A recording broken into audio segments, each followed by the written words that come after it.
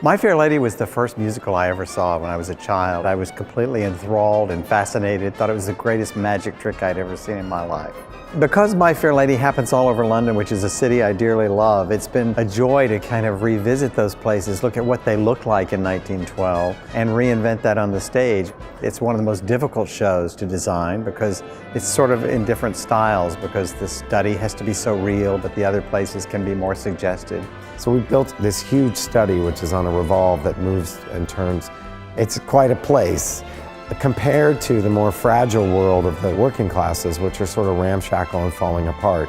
So you get the contrast between the two. There's a lot of false perspective, which is a kind of a Renaissance technique in stage design that gives it a whole other dimension and a kind of a magical quality.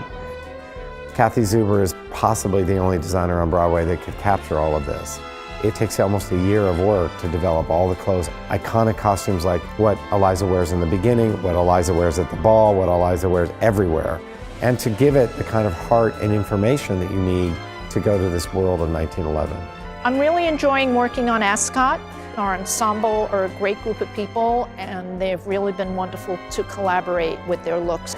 It's a beloved musical that hasn't been seen in many, many years, and it's a thrill to reimagine it for a modern audience.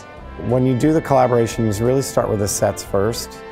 Once the colors of the set are in place, then the costumes start to fall into place from there. So we build a world together and then we add lights from there. Don Holder is probably the best lighting designer on the planet, and he sews together the clothes and the set with this very delicate, transformative sense of light. The light is helping tell the story and helping transport us from place to place.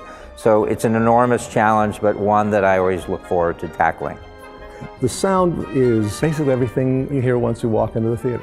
He has to take all of the instruments, blend all of that with the singers, he has to make sure the singers can hear what they're doing, and he has to deliver that to all 1,100 seats in a way that's the same for everyone. The sound is also sound effects. The phone rings, the church bells, voices coming out of gramophones, things like that. So it's a matrix of complex sounds. At the end of the night, you can go, that was just a great performance of a great show, and I was part of that.